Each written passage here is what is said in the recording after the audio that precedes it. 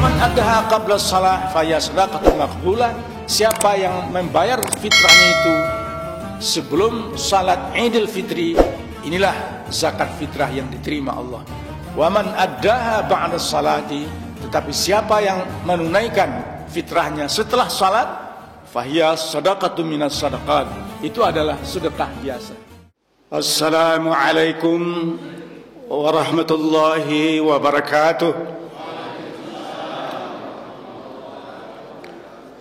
Alhamdulillah alladzi ja'ala al-'ashratil awakhir min Ramadan itqum minan nar. Ashhadu an la ilaha illallah wa la na'budu illa iyyah wa ashhadu anna sayyidana Muhammadan 'abduhu wa rasuluh la nabiyya ba'dah. Wa qala ta'ala a'udzu billahi minasy syaithanir rajim. Bismillahirrahmanirrahim. Khudz min amwalihim sadaqatan tutahhiruhum wa tuzakkihim biha wa salli alaihim inna salataka sakanun lahum wallahu sami'un alim. Wa qala wa nafsin wa ma sawwaha فألهمها فجورها وتقواها قد أفلح من زكاها وقد خاب من دساها صدق الله العظيم. Pagi ini kita kembali bersyukur di pagi Ramadan yang berkah ini, di kitab-kitab tafsir atau di kitab Munjid Al-Marbawi saya temukan di subuh ini ada seekor binatang yang namanya dob. Dia bersarang di tanah, di gua-gua. Kalau subuh datang, dia muncul. Makanannya, minumannya hanya satu saja, yakni rihis sabah, ya, angin pagi. Rupanya angin pagi ini di samping perubahan oksigen buat kita dengan udara yang segar kita hirup, terjadilah perubahan dan itu membuat kita sehat. Alhamdulillah pagi ini baru saja kita selesai mengerjakan salat subuh jamaatan secara berjamaah. Mudah-mudahan Allah memberikan ganjaran pahala yang berlipat ganda di bulan Ramadan ini terhadap segala sesuatu ibadah amaliyah yang telah kita kerjakan. Amin. Allahumma amin. Salawat dan salam senantiasa kita doakan kehadiran Allah. Kiranya Allah berkenan menyampaikan salam rindu kita, salam kangen kita kepada junjungan Nabi besar Muhammad sallallahu alaihi wasallam. Allahumma salli ala Muhammad wa ala ali Muhammad. Bapak Ibu, tidak beberapa lama lagi kita akan menyampaikan salamul wada' ya Ramadan, selamat tinggal wahai Ramadan. Dan insyaallah Ramadan tahun depan umur kita, usia kita, kesehatan kita dipertemukan lagi oleh Allah dengan Ramadan tahun berikutnya. Amin. Allahumma amin. Di ujung Ramadan ini ada beberapa ibadah yang itu tidak boleh kita tinggalkan. Ya, kalau ditinggalkan itu malah membuat segala ibadah yang kita kerjakan selama ini mu'allaqun bainas sama'i wal ard, tergantung tidak langsung tembus kepada Allah sebelum ibadah itu kita tunaikan. Ibadah itu adalah zakat fitrah, pembersih diri dan harta kita masing-masing.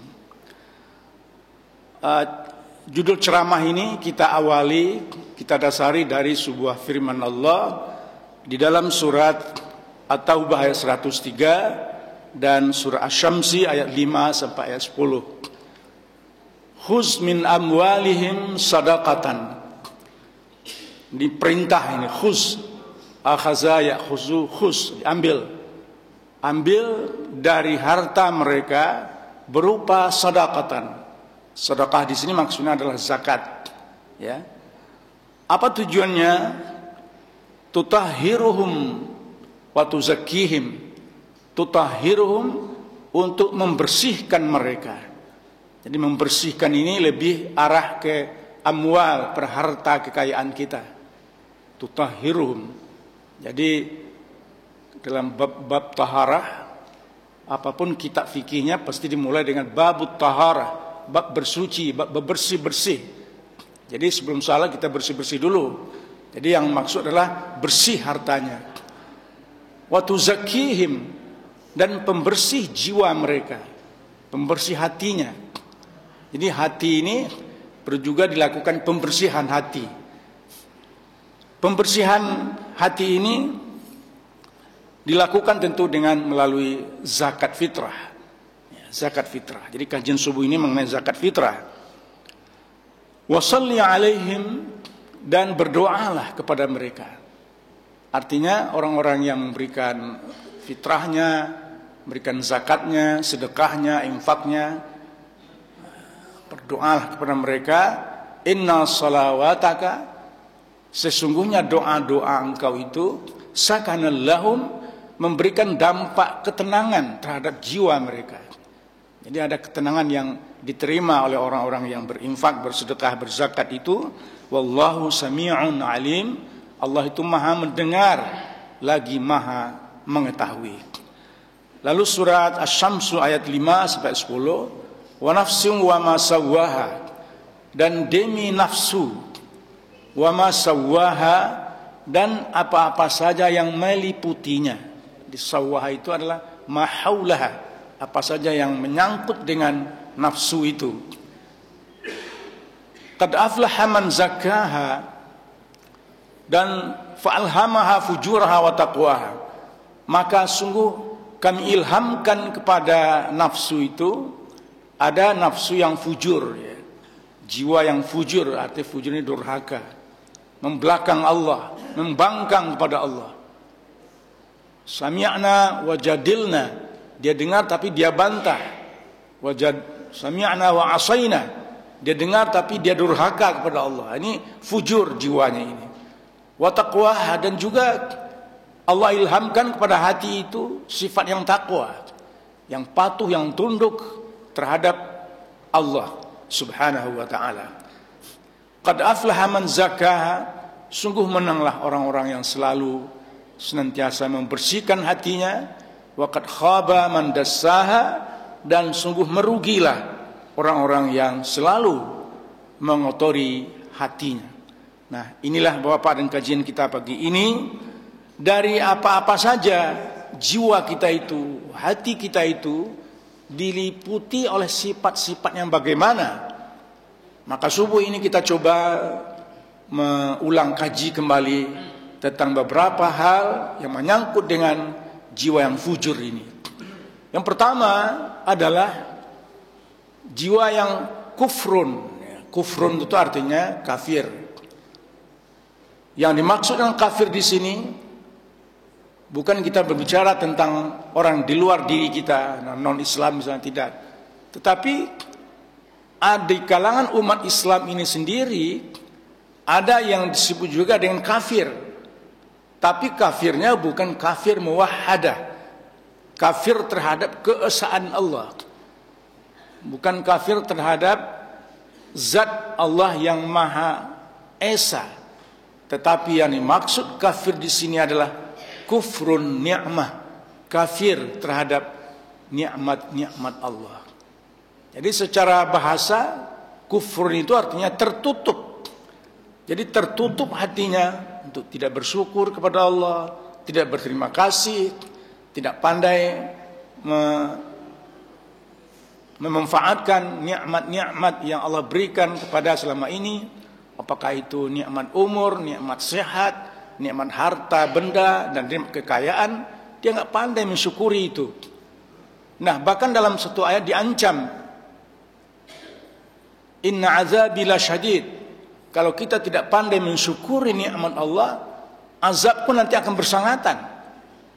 Oleh karena itu, marilah kita jauhi diri kita, jangan bersikap kufrun ni'mah, kufur terhadap nikmat-nikmat yang telah Allah berikan kepada kita.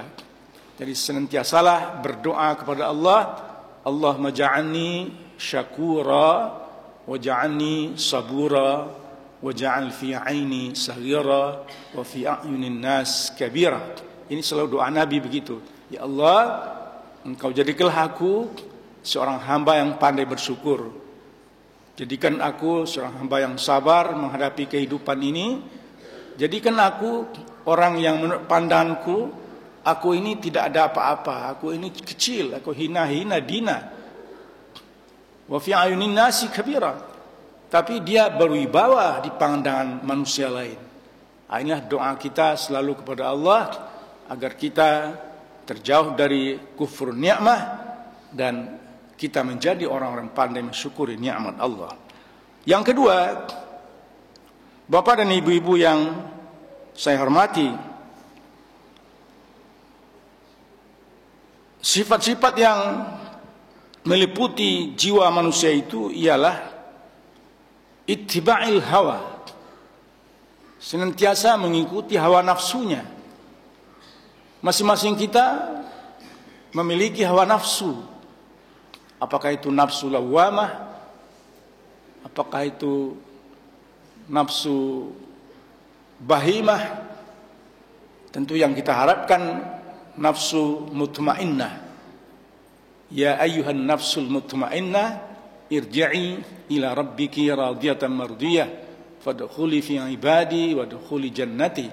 Nafsu yang mutmainnah inilah yang nanti dipanggil oleh Allah ketika kita menghadapnya, kembalilah masuk kepada kelompok-kelompokku dan masukilah surgaku. Jadi oleh karena itu, nafsu lawamah, nafsu syaitaniyah, nafsu bahimah adalah nafsu-nafsu yang menggiring kita kepada sesuatu yang mencelakakan kita. Oleh karena itu, nafsu tidak bisa dihilangkan, tapi bisa mampu kita kendalikan dengan diri kita sendiri. Kalau kita dominan dikendalikan oleh nafsu itu, marilah berdoa, beristiazah, Allahumma inni a'udzubika min hamazati syayatin. Ya Allah, aku mohon perlindunganmu dari bisikan-bisikan nafsu syaitan. Min hamazati syayatin wa a'udzubika an yahdurun. Aku berlindung pada Engkau ya Allah agar mereka tidak hadir menghadiri kehidupanku. Jadi kalau ibu mau salat misalnya ya, kalau dia azan atau syaitan itu terbirit lari. Ketika azan diiqamahkan, dia hadir, kita takbir, Allahu Akbar, dia datang lagi menggoda kita. Jadi oleh karena itu di rakaat pertama itu selainnya kita membaca isti'azah, a'udzubillahi minasyaitonirrajim. Baru kita baca bismillah dan baca Fatihah. Nah, inilah langkah-langkah kita memohon perlindungan Allah agar terjauh dari ittiba'in nafsi, dari mengikuti nafsu-nafsu yang mengikuti kehidupan kita. Lalu yang keempat adalah salah satu sifat nafsu yang perlu kita jauhi juga adalah yura'una wa yamna'una al-ma'un. Yura'un artinya dia ria. Jadi bersedekahnya ria, dia beramalnya ria, berpuasanya ria. Apapun yang dia kerjakan tapi landasannya ria. Ria itu adalah lawan daripada ikhlas. Jadi kata Rasulullah, akhlis dinaka ikhlaslah di dalam berbuat, beramal dalam agama ini. Wa yakfikul qalil minal amal. Dan amalan yang sedikit, kalau dia ikhlas, akan bernilai dibanding amalan yang banyak tapi tidak ikhlas.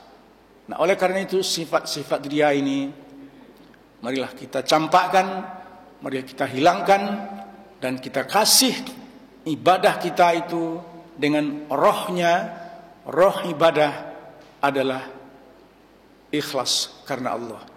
Wa ma umiru illa liya'budullaha mukhlishina lahuddin. Dan aku tidak perintahkan kepada kamu kecuali mengerjakan segala sesuatu dalam ibadah ini mukhlishina lahuddin, tulus semata karena Allah Subhanahu wa taala. Nah, penyakit dia termasuklah hal-hal yang menyeliputi jiwa dan hati kita. Bapak Ibu yang saya hormati, lalu berikutnya adalah tulil amal, bukan tulil umur. Ya, tulil umur artinya panjang umur. Tapi kalau tulil amal, panjang angan-angan. Ya, dia berkhayal terus dalam kehidupannya, siang malam berkhayal terus, tapi khayalannya ini tidak bisa dibuktikan dia realisasinya dalam kehidupannya. Jadi oleh karena itu, hilangkan khayalan-khayalan itu, hilangkan angan-angan panjang, angan-angan itu. Mari kita tukar dengan satu sifat yang positif dalam kehidupan itu, yakni sifat qanaah. Qanaah artinya sifat yang perlu kita pakai menerima apa-apa saja yang Allah berikan kepada kita. Diberikan rezeki yang banyak, alhamdulillah. Rezeki yang sedang, alhamdulillah. Rezeki yang sedikit, alhamdulillah. Jadi ini hari ini yang baru yang dapat, ya kita terima, itu rezeki yang dari Allah. Nah, inilah sifat-sifat yang qanaah. Jangan kita terlalu materialisme, terlalu condong pada kebendaan. Bukan kita tidak boleh seperti itu, tetapi mari kita sunyikan diri kita untuk tidak bernafsu untuk menggapai dunia sebanyak-banyak mungkin. Bapak dan Ibu yang saya hormati, oleh karena itu marilah kita hilangkan sifat yang disebutkan tadi, yaitu tulil amal, panjang angan-angan. Dan termasuk juga sifat-sifat yang harus kita buang dalam diri kita itu adalah sifat tamak dan sifat takabur. Tamak dan takabur itulah sifat yang negatif yang perlu kita hilangkan dalam kehidupan kita. Dan yang tidak kalah pentingnya adalah satu istilah yang dipakai orang-orang yang praktisi sufi, praktisi tasawuf. Dia sangat pantangan melibatkan diri kepada istilahnya adalah ujub. Ujub itu artinya dia tercengang dengan sedekahnya, tercengang dengan ibadahnya, tercengang dengan puasanya, tercengang dengan ibadah-ibadah sunatnya, ya. Dia tidak melepaskan sunat rawatibnya, salat sunat duhanya, salat sunat witirnya, salat sunat malamnya, ya. Dengan semakin banyak ibadah yang dia lakukan, tetapi dalam hatinya terbetik sifat ujub, sifat yang tercengang dia dengan dirinya sendiri. Ini harus kita beristi'adzah juga, berlindung kepada Allah dari sifat-sifat yang seperti itu. Bapak dan ibu-ibu yang saya hormati, yang tidak kalah penting lagi adalah jiwa yang khianat. Jadi betapa ruginya masyarakat kalau ada orang yang kita dahulukan selangkah, yang kita tinggikan seranting di tengah-tengah masyarakat, memegang suatu jabatan, lalu jabatan itu dia khianati, dia korbankan masyarakat banyak demi diri pribadinya, demi keluarganya. Inilah khianat yang luar biasa yang ditantang oleh agama kita. Oleh karena itu kaum muslimin rahimakumullah, marilah kita menjadi hamba-hamba Allah yang amanah, hamba-hamba Allah yang dipercaya, baik dipercayai oleh Allah diberikan suatu jabatan, apalagi dipercayai oleh masyarakat banyak. Dan jauhilah diri kita dari sifat yang khianat ini. Majemaah subuh yang saya hormati, lalu sifat-sifat yang tidak boleh kita pakai juga adalah su'uzzan. Su'uzzan ini buruk sangka. Ya, buruk sangka ini sesuatu yang dilarang oleh agama. Ya. Tapi kita kembangkan husnuzan, ya, berbaik sangka. Nah, husnuzan berujung kepada ithmun, kepada dosa, sedangkan husnuzan berbaik berujung pada kebaikan. Yang kebaikan itu adalah husnul khulqi. Al-birru husnul khulqi. Kebaikan itu adalah indahnya budi pekertinya. Wal ithmu ma haka fi nafsik. Ma haka fi nafsik. Sedangkan dosa itu adalah apa-apa yang terhatar di hati kita. Jadi kalau kita kerjakan sesuatu terasa bersalah rasanya, itu sudah dosa. Ma haka fi nafsik. Jadi sedangkan albir itu adalah husnul khulq. Inilah Bapak Ibu yang saya hormati, beberapa hal yang meliputi jiwa kita. Nah, dari sifat-sifat ini kita bersihkan lewat pemberian zakat fitrah. Rasulullah sallallahu alaihi wasallam bersabda bahwa farada Rasulullah sallallahu alaihi wasallam zakat al-fitrah, memfardukan Rasulullah sallallahu alaihi wasallam akan zakat fitrah, tuhratun lisaim, pembersih bagi orang-orang yang berpuasa. Dari mana? Dari apa? Minal lagawi war rafasi, dari ucapan-ucapan yang bukan-bukan, dan dari rafas. Rafas artinya perbuatan yang mengarah kepada kekiri-kirian. Jadi mungkin melihat gambar-gambar yang porno misalnya, dan melihat sesuatu yang tidak diizinkan oleh agama. Nah, ini rafas. Dan bahkan rafas ini arti letternya sebenarnya berhubungan suami istri, itu rafas. Jadi dalam perhajian itu pantangan besar itu. La rafasa wala fusuqa wala jidala fil haji. Tidak boleh rafas dan tidak boleh fusuk, fasik, dan tidak boleh berbantah dalam melaksanakan haji. Jadi rafas ini termasuk itu. Bapak dan ibu-ibu yang saya hormati, dengan membayarkan zakat, fungsi pokok di zakat fitrah itu adalah tu'matun lil masakin. Jadi satu aja, pemberi makan para fakir dan para miskin. Jadi peruntukan zakat fitrah tidak boleh merujuk kepada At-Taubah 60. Ada 8 asnaf, ya. Tapi dari 8 asnaf itu ada yang kategori fakir dan miskin. Namun pemanfaatan zakat fitrah harus diberikan semata kepada fakir dan miskin, dengan harapan di hari raya tidak ada lagi anak-anak yatim yang terlunta-lunta hidupnya, janda-janda yang menangis karena tidak makan, tidak berpakaian, tidak berbaju.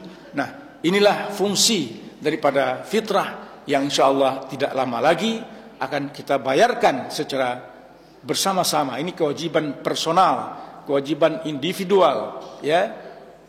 Yang besar, yang tua, yang kecil, yang lahir, dibayarkan fitrahnya di ujung Ramadan ini. Waman addaha qabla shalah fa sadaqatun maqbulah. Siapa yang membayar fitrahnya itu sebelum salat Idul Fitri, inilah zakat fitrah yang diterima Allah. Waman addaha ba'da salati, tetapi siapa yang menunaikan fitrahnya setelah salat, fahiya sadaqatun minas sadaqat, itu adalah sedekah biasa. Nah, oleh karena itu tidak beberapa hari lagi di ujung Ramadan ini, marilah kita bersama-sama mengeluarkan fitrah kita, membersih diri kita dari dosa dan kesalahan, hati kita dari kesalahan-kesalahan kepada Allah, dan sekaligus akan membersih harta kekayaan kita yang tinggal buat kehidupan kita masa-masa yang akan datang. Imam Ibnu Umar radhiyallahu an memberikan fitrahnya yauman au yaumaini qabla Idul Fitri, 2 hari atau sehari sebelum Idul Fitri. Jadi agar jangan tergesa-gesa, jangan diberikan fitrah kita ketika kita akan berangkat menuju masjid atau ke lapangan untuk salat Idul Fitri. Tapi bayarkanlah, tunaikanlah zakat fitrah itu 2 hari atau sehari sebelum atau menjelang hari raya Idul Fitri. Mudah-mudahan Allah Subhanahu wa taala tidak akan menggantung segala amal ibadah kita antara langit dan bumi, tapi begitu kita bayarkan fitrah kita bersama-sama, maka langsunglah segala pahala ibadah amaliyah yang kita kerjakan selama Ramadan ini langsung diterima oleh Allah Subhanahu wa taala. Hadirin hadirat, inilah beberapa hal kajian subuh kita pagi ini. Mudah-mudahan kita selalu ditemani oleh hati yang takwa, jiwa yang patuh dan taat kepada Allah, rajin beribadah dan terjauh dari sifat-sifat yang negatif atau sifat mazmumah, sifat-sifat yang tercela. Marilah kita pakai sifat-sifat yang mahmudah, yang terpuji. Itu adalah husnul khulqi, budi pekerti yang indah, budi pekerti yang baik. Terima kasih. Billahi taufik wal hidayah. Wassalamualaikum warahmatullahi wabarakatuh.